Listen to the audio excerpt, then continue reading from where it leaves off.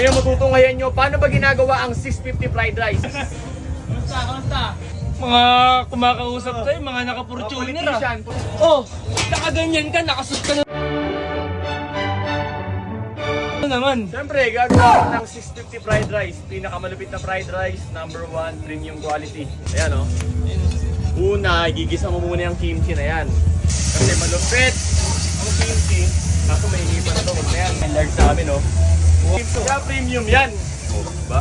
Kita-kita mo naman paano ginagawa ang 650 fried rice, premium quality. Yan o. Tapos premium galawan o. Wow! Diba? Parang tornado. Ayan o. Panis! O, ilang minuto na? Hindi ka nagbibilang. Pakita. Wow! Oh my God! Yan na yun! Dito ka lang tumingin. Huwag ka sana tumingin. Naman oh, presentation pa lang. Di ba? Saan ka makakakita niya? Dito lang.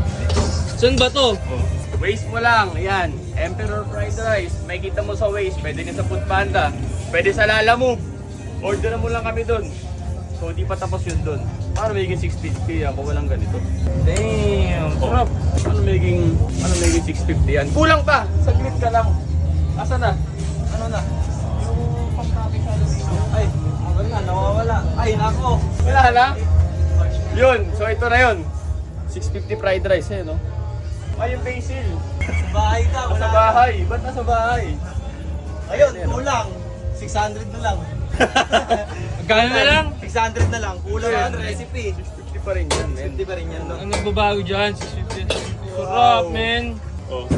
Para sa mga Pilipino. Sarap Ito. pipirin yan. Sarap kasi. Oh. Sobrang sarap Men. pipirin mo. 650 fried rice. Sa akin na lang kaya to. Hindi, order pala sa iyo. Huwag ano ba? Ano? So, pang kainin yung niluto mo. Wala na order. Wala nang order. Ayun pa Mamaya sila ulit. yun. Oo, mamaya ulit. Mamaya ulit? Oo. Okay, mamaya. Kita-kita tayo. Ito. Bossing!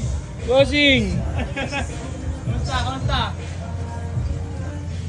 Mga kumakausap tayo, mga naka-fortuner Politician, mga kaibigan natin politician, mga taga Singapore yan sila eh. Kaya yan, yun yung mga target market natin, yung mga ganyan. Mga ganyan tao, no? Oo, yung hindi mareklamo. Pag 650, hindi magreklamo yan.